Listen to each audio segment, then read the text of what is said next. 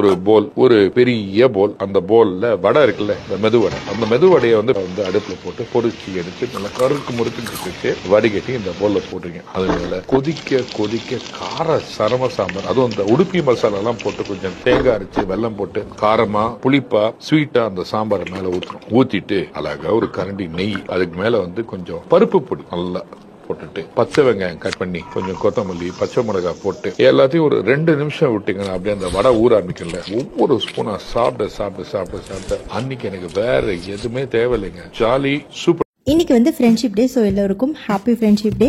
எல்லோருடைய லைஃப்லேயும் வந்து ஃப்ரெண்ட்ஸ் வந்து ஒரு ரொம்ப இம்பார்ட்டண்டான ஒரு ரோல் வந்து ப்ளே பண்ணுவாங்க. ஸோ வந்து எனக்குமே அப்படி தான். என்னுடைய காலேஜ் ஃப்ரெண்ட்ஸ் வந்து எனக்கு வந்து ரொம்ப க்ளோஸ் டு மை ஹார்ட் அப்படின்னு தான் சொல்லணும். நாங்களாம் ஹாஸ்டலர்ஸ் வேறு. ஸோ வந்து எங்களுக்கு மில்லியன்ஸ் ஆஃப் மெமரிஸ் வந்து இருக்குது. உங்களுக்கும் ஃப்ரெண்ட்ஸ் வந்து உங்கள் லைஃப்பில் எவ்வளோ இம்பார்ட்டன்ட் அப்படின்றத மறக்காமல் கமெண்ட்ஸில் சொல்லுங்கள். எல்லோருக்கும் ஹேவ் அ நைஸ் டே.